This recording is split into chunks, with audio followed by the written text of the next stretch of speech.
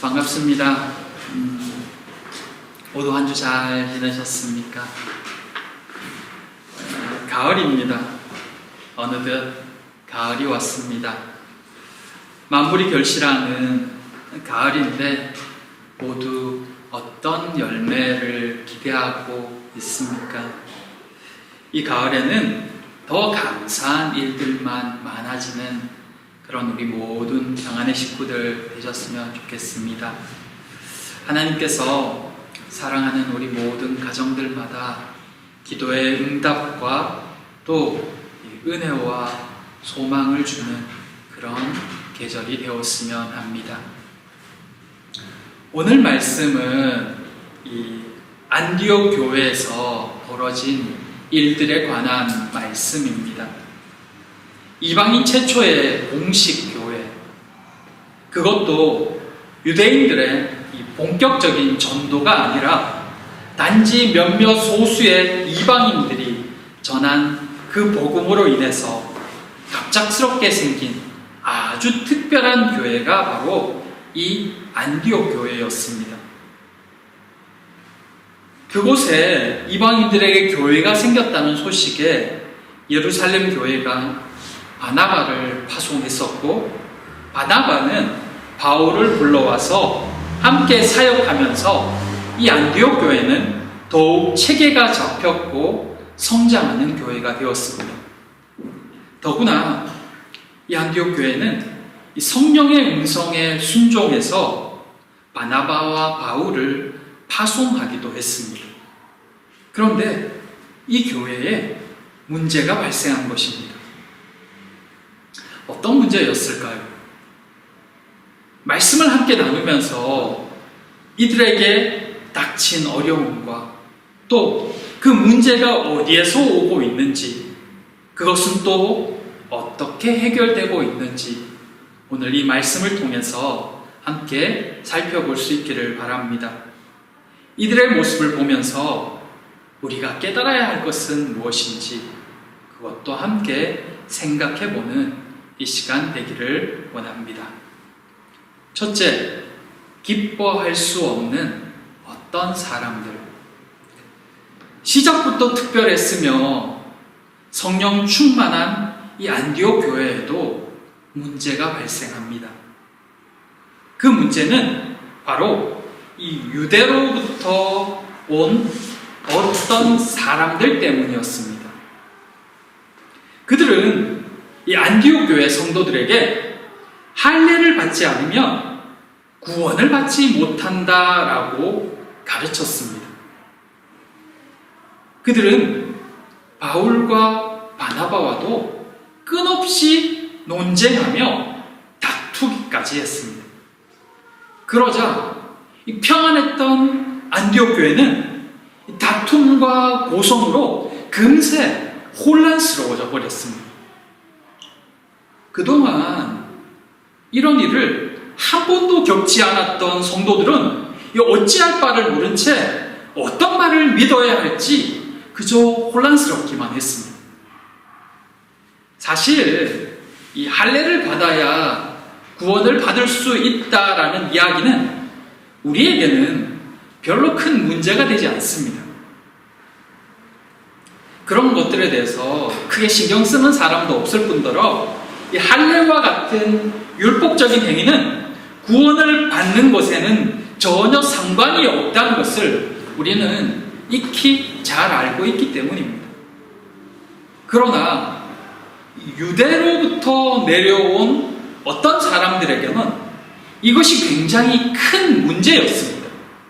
왜냐하면 그들은 어릴 때부터 할례를 행하는 것이 하나님의 백성의 당연한 모습이라고 배워왔고 자신들도 그렇게 행해왔기 때문입니다.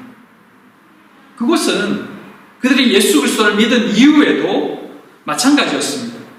그 누구도, 그 공동체 가운데 그 누구도 할례를 받는 것에 대해서 이의를 제기하는 사람이 아무도 없었기 때문입니다. 그것이 당연한 이유는 그 예루살렘 공동체 대다수는 이미 할례를 받은 유대인이었거나 또는 유대교로 개종한 사람들이었기 때문에 이미 할례와 율법을 지키는 것이 당연시 되어 있었던 것입니다. 유대교로 있다가 예수 그리스도를 믿었으니 유대인들에게는 할례는 이미 익숙한, 아무런 문제도 되지 않는 그런 것이었다는 것입니다. 그런데 이방인들은 달랐습니다. 그들은 이방인인 상태였다가 예수 그리스도를 믿었습니다. 그러니 유대인의 규례나 할례 같은 것은 전혀 중요하지 않았던 것입니다. 그들에게 복음을 전한 사람 그 누구도 또한 그 할례를 받아야 된다고 말한 사람도 없습니다. 그저 예수 그리스도를 믿으면 구원을 받는다고 배웠고 또 그렇게 믿어왔습니다. 그런데 처음 복음이 시작된 예루살렘 교회에서 온 사람이 할례에 대해서 이야기를 하는 것입니다. 그러니 혼란스러운 것입니다. 안디옥 교회에게 예루살렘 교회란 어떤 의미에서는 모 교회와도 같았기 때문입니다. 그들에게 있어서 이 예루살렘 교회의 위치는 이 유대에서 온 사람들을 설명하는 그 단어 속에도 나타납니다. 위치적으로 보면 안디옥 교회는 훨씬 유대보다 훨씬 위에 있습니다. 위치적으로 보면 예루살렘, 이 유대는 이 밑에 있고 안디옥은 이 위쪽에 있다는 것입니다. 근데 오늘 본문에서 어떻게 표현하냐면 유대로부터 내려온 사람이라고 표현합니다. 유대가 중심이 되어서 거기에서 내려오고 있다는 것입니다.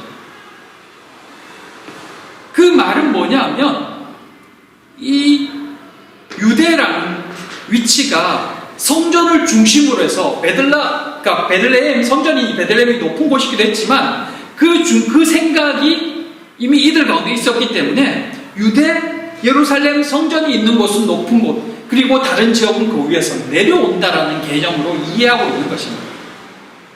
그 개념이 어디에서나 그대로 적용되고 있는 것입니다. 그만큼 이 유대라는, 특별히 예루살렘 교회라는 위치는 다른 모든 교회들에게 있어서 높은 곳에 있는, 표현적으로는 좀 이상하지만 거기에서부터 내려오고 파송되고 이런 개념들을 다 가지고 있는 것입니다. 그러니까 모든 신앙의 출발지 같은 의미들, 느낌들을 다 가지고 있다는 것입니다. 그런데 그곳에서 사람이 온 것입니다. 그 사람이 와서는 할례를 받아야 구원받는다라고 말하니 사람들이 혼란스러워지는 겁니다. 어떻게 해야 될지 모르는 것이죠. 그래서 이 문제를 해결하기 위해서 바울과 바나바와 또 이 소동을 일으켰던 그 몇 사람들을 예루살렘 교회로 다시 보내고 있는 것입니다. 그런데 이런 일은 다른 지역에서도 일어나는 일들이었습니다. 갈라디아서 1장 6절에 보면 이런 말씀이 있습니다. 그리스도의 은혜로 너희를 부르신 이를 이같이 속히 떠나 다른 복음을 따르는 것을 내가 이상하게 여기노라. 갈라디아 교회에서도 가만히 들어온 거짓 교사들의 말에 쉽게 넘어가서 교회 안에 분쟁이 생깁니다. 여기뿐만 아닙니다. 다른 지역에서도 이런 일이 빈번하게 일어났다는 것을 이 바울의 여러 글들을 통해서 확인해 볼 수가 있습니다. 그들을 위해서 그토록 애쓰고 또 복음을 전하며 양육했던 바울과 바나바의 말보다 잠시 와서 뒤흔드는 이 어떤 사람들의 말에 더 흔들리는 성도들을 바라보며 바울과 바나바의 마음은 많이 착잡하고 답답했을 것입니다. 그동안 애쓰며 가르치고 복음을 전했는데 겨우 몇 사람이 와서 전혀 다른 소리를 함에도 사람들이 그것에 현혹되어서 흔들리는 모습을 바라보면서 얼마나 속이 탔을까요? 어쩌면 이 잘못된 말, 가짜 복음에 쉽게 귀를 기울이는 우리들의 모습을 보는 것 같기도 합니다. 그래서 더 말씀의 기준에 바르게 쓰는 것이 얼마나 중요한지를 새삼 깨닫게 됩니다. 우리는 지난 시간에 십계명에 대해서 함께 생각했습니다. 그런데 십계명은 사실 율법의 핵심과 같습니다. 우리는 십계명을 생각하면서 그 말씀이 오늘 우리에게도 필요하고 또 지켜야 할 말씀이라고 그렇게 나눴습니다. 그렇다면 그 말씀과 오늘 이 본문은 어떻게 이해되어져야 하고 어떤 차이가 있을까요? 이 십계명으로 대표되는 이 율법, 한마디로 표현하면 이 율법을 지킨다고 구원을 받는 것은 아닙니다. 아니, 율법을 하나도 어기지 않고 모두 지킬 수 있다면 가능할 수 있습니다. 하지만 죄에 익숙한 우리가 그 율법을 다 지키는 것은 불가능합니다. 그러니 율법을 다 지켜서 구원을 받는다는 것은 우리에게는 불가능한 소리입니다. 하지만 구원받은 자는 성령의 능력으로 하나씩 하나씩 율법의 말씀을 지키기 위해 힘써야 합니다. 그래서 율법은 구원받은 자들이 성령 안에서 행해야 할 법이 됩니다. 문자적인 율법이 아닌 성령을 통하여 깨닫게 하시는 그 율법의 참 내용을 말입니다. 이것이 구원과 율법의 관계입니다. 그런데 오늘 본문에 이 지금 유대에서 온 이 몇몇이 이 율법의 문자적인 준수, 특별히 무조건 할례를 행해야 구원을 받는다라고 주장하고 있었던 것입니다. 그 무리들로 인해서 한창 이 바울과 바나바의 1차 선교 보고를 들으면서 기뻐했던 안디옥 교회가 삽시간에 큰 소란에 휩싸이게 된 것입니다. 그렇게 혼란을 일으킨 무리들이 어떠했을까는 3절의 말씀 속에서도 함께 생각해 볼 수 있습니다. 혼란스럽던 안디옥 교회 이 성도들이 선택한 것은 그들을 예루살렘 교회의 사도와 장로들에게 보내서 이 문제를 해결하게 하는 것이었어요. 그래서 이 바울과 바나바와 또 그 소동을 일으켰던 몇 사람들, 또 그 외의 몇 사람들이 함께 예루살렘으로 위치적으로 보면 내려갑니다. 가는 길에 베니게와 사마리아를 거치게 되는데 그곳을 거치면서 바울과 바나바는 그곳에 있는 믿음의 공동체를 찾아가서 그동안 그가 선교 여행하면서 이방인들이 죽게 돌아온 일들을 보고합니다. 그러자 그곳에 있던 믿는 형제들 역시 이 처음 안디옥 교회의 반응처럼 모두 크게 기뻐하고 있었습니다. 이방인들이 하나님께로 돌아왔다는 소식을 들으며 기뻐했던 것입니다. 그때 이 소요를 일으켰던 사람들은 어떻게 반응했을까요? 그들이 기뻐하는 모습을 보면서 어떤 식으로 반응하고 생각했을까요? 그들은 여전히 이방인들이 잘못했다고 생각하며 이 복음의 기쁨을 깎아내리기에 바빴을 것입니다. 이방인들이 주께로 돌아왔다는 소식에 기뻐하는 공동체가 마음에 들지 않아서 마음도 많이 불편했을 것이며 어떻게 하면 이 분위기를 바꿀 수 있을까 고심했을 것입니다. 복음이 전해졌다는 소식에 이방인들이 복음을 받아들였다는 그 소식에 함께 기뻐하지 못하며 오히려 불편해하는 사람들, 자기 편견에 갇힐 때 우리에게도 얼마든지 일어날 수 있는 일들입니다. 목회 생활을 하다 보면 가장 적극적이던 사람들이 나중에는 가장 안티가 되는 경우들을 가끔씩 만나게 됩니다. 왜 그럴까요? 처음 그들이 적극적으로 환영하는 이유는 자신들이 바라는 대로 되었기 때문이거나 또는 무엇인가 바라는 것이 있어서입니다. 그런데 언제나 그렇듯이 일을 하다 보면 늘 자신이 원하는 대로 되는 것이 아닙니다. 이렇게 될 때 가장 적극적으로 환영했던 사람들은 자기 뜻대로 되지 않으면 더 큰 실망감으로 더 적극적인 안티가 되곤 합니다. 신앙인에게 가장 중요한 것은 하나님의 뜻인데 이미 시작부터 자신이 바라는 대로라는 자기 중심적 사고가 있었기 때문에 틀어질 때도 결국은 자기 중심적 사고에 의해서 그렇게 반응하는 것입니다. 그러면 하나님의 일하심도 은혜도 보이지 않습니다. 안디옥 교회, 지금 이곳은 사도 바울과 바나바의 1차 선교 여행의 결과들을 들으며 하나님이 이방인들을 향하여 놀라우신 일하심을 보고 기뻐하며 감사하고 있었습니다. 복음의 역사에 함께 기뻐하고 있었던 것입니다. 그러나 유대에서 온 그 무리들은 그 은혜가 보이지 않습니다. 그들은 이미 자기들의 생각, 특별히 구원에 대한 자신들만의 기준으로 가득 차 있었던 것입니다. 그래서 자신들의 생각과 틀린 것만 보이기 시작합니다.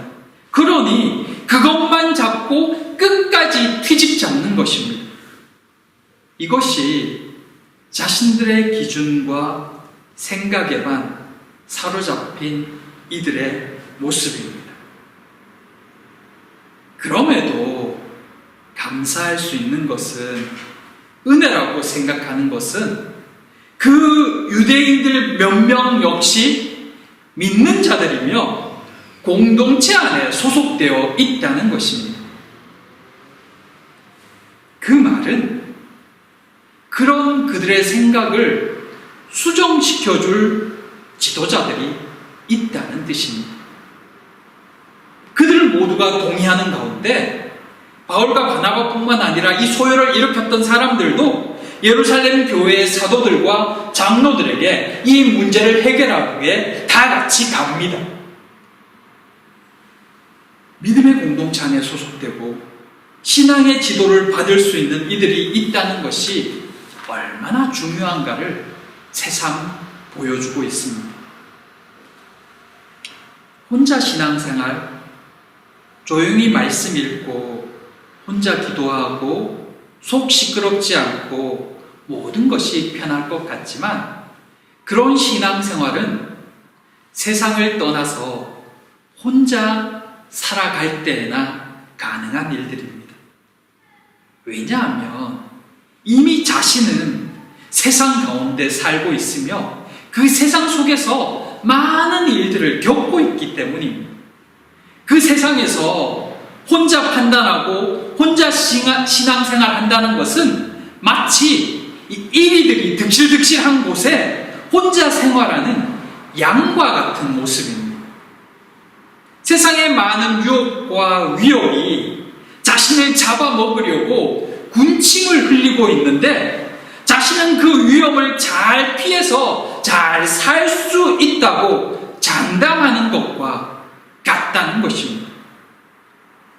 나 혼자여도 괜찮다고 생각하는 그는 자신이 양이 아니라 사자라고 생각하며 착각하고 살아가는 것입니다. 그들은 안디옥 교회를 지도하며 양육하고 있는 이 바나바와 바울, 그들과 다툴 만큼, 이 변론할 만큼 자기 생각에 꽉 차 있던 사람들이었습니다. 그들이 얼마나 확고부동하게 주장했는지 그동안 이 바울과 바나바에 의해서 양육받았던 사람들조차도 혼란스러울 정도였습니다.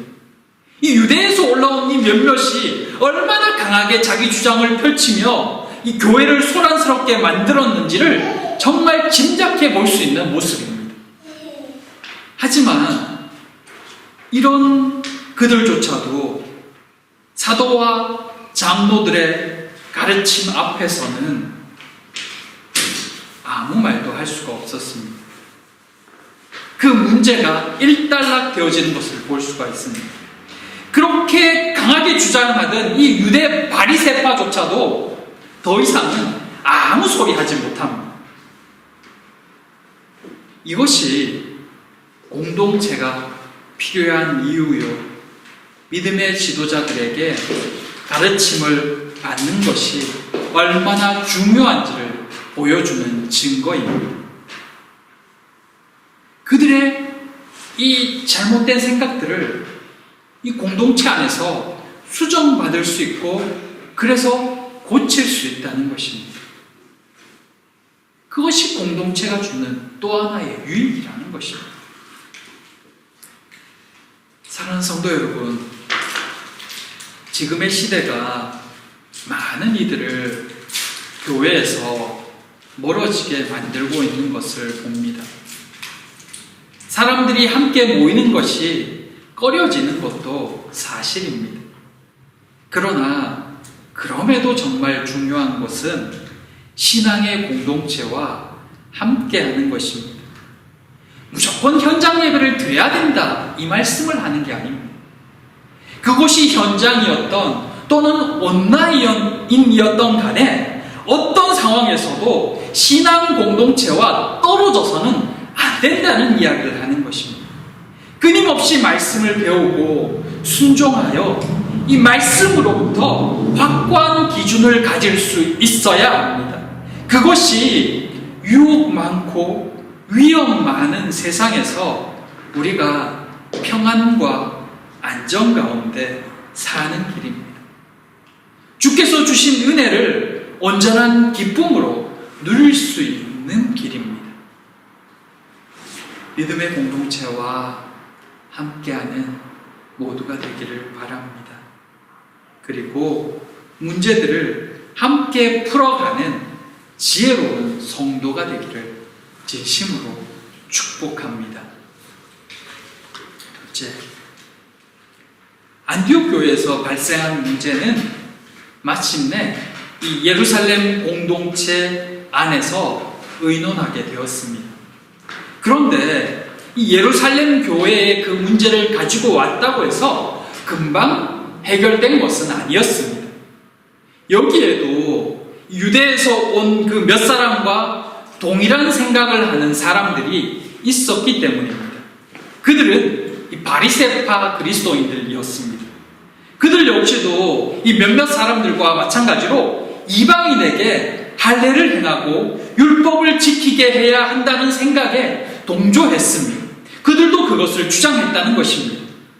문제를 해결하기 위해서 이곳까지 왔는데 이 예루살렘 공동체 안에서도 오히려 이 두 파로 갈라지게 될 위기에 처하게 된 것입니다.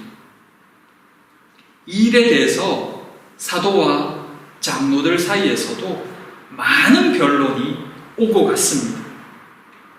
그 후에 베드로가 일어나서 이야기합니다. 그는 이미 사도행전 10장에서 백부장 고넬료를 통해서 하나님께서 이방인에게도 성령 주신다는 것을 경험했던 사도였습니다. 하나님께서 이방인에게도 성령을 주시며 믿음으로 깨끗게 하셨는데 누가 감히 차별할 수 있겠느냐는 것입니다. 이어서 바나바와 바울도 하나님이 자신들을 통해 이방인 중에서 많은 기사와 표적을 보여주셨다라고 말씀합니다. 무리들은 그들의 이야기를 가만히 듣습니다. 그 후에 어떻게 되었을까요? 더 이상 본문 뒷부분을 읽지 않아도 짐작할 수 있습니다. 문제는 풀리고 있었습니다. 왜냐고요? 그들이 듣고 있었기 때문입니다.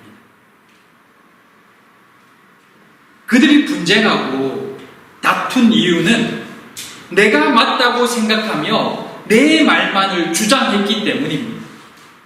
그런데 이제는 듣고 있는 것입니다. 상대방이 무슨 이야기를 하는지 차분히 듣고 있는 것입니다.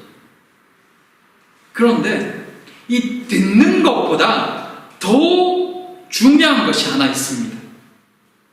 그것은 하나님이 그동안 어떻게 하셨는지를 듣는 것입니다.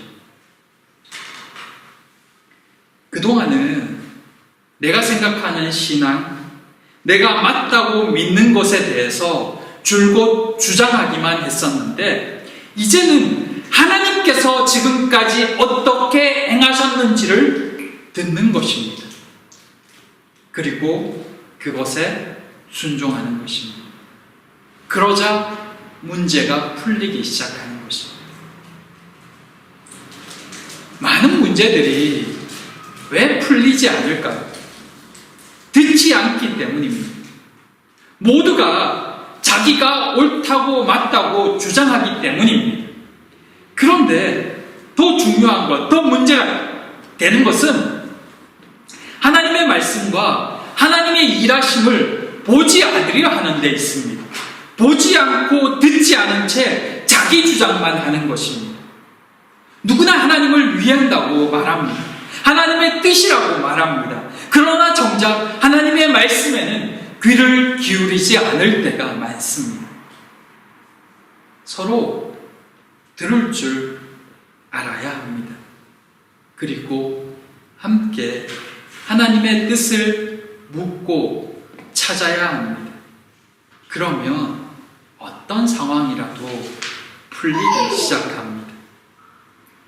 부부간에 문제가 시작되는 것도, 서로 간에 오해가 쌓이는 것도 사실 서로 듣지 않고 내 주장만 내세우면서 틀어지는 경우가 굉장히 많습니다. 한쪽이 들으려 해도 한쪽이 듣지 않으면 해결될 수가 없는 것입니다. 사랑하는 성도 여러분, 문제는 언제든 발생할 수 있습니다. 그것이 세상에서의 문제든 신앙의 문제든 서로 다른 생각을 가진 사람들이 모인 곳에서는 얼마든지 발생할 수 있는 일들입니다. 그러나 지혜로운 사람은 문제가 발생했을 때 먼저 듣습니다. 하나님의 행하심을 봅니다. 그러나 미련한 사람은 내 주장만 하다가 관계를 망칩니다. 우리의 기준은 말씀입니다. 하나님입니다. 우리가 귀 기울여야 할 것도 여전히 하나님의 말씀입니다. 내 의견, 내 생각도 좋지만 함께 하나님의 말씀에, 하나님의 일하심에 귀를 기울일 수 있기를 원합니다. 그러면 서로의 다른 생각도 하나로 바른 곳으로 모아질 수 있습니다. 믿음의 공동체 안에서 하나님의 뜻으로 그 생각이 모아지는 우리 모두가 되기를 소망합니다. 하나님께서 우리를 더욱 하나 되게 믿음의 길로 온전히 인도해 주시기를 간절히 기도합니다. 기도하겠습니다. 사랑과 은혜의 하나님, 하나님의 일하심을 보면서도 기뻐하지 못했던 사람들을 보았습니다.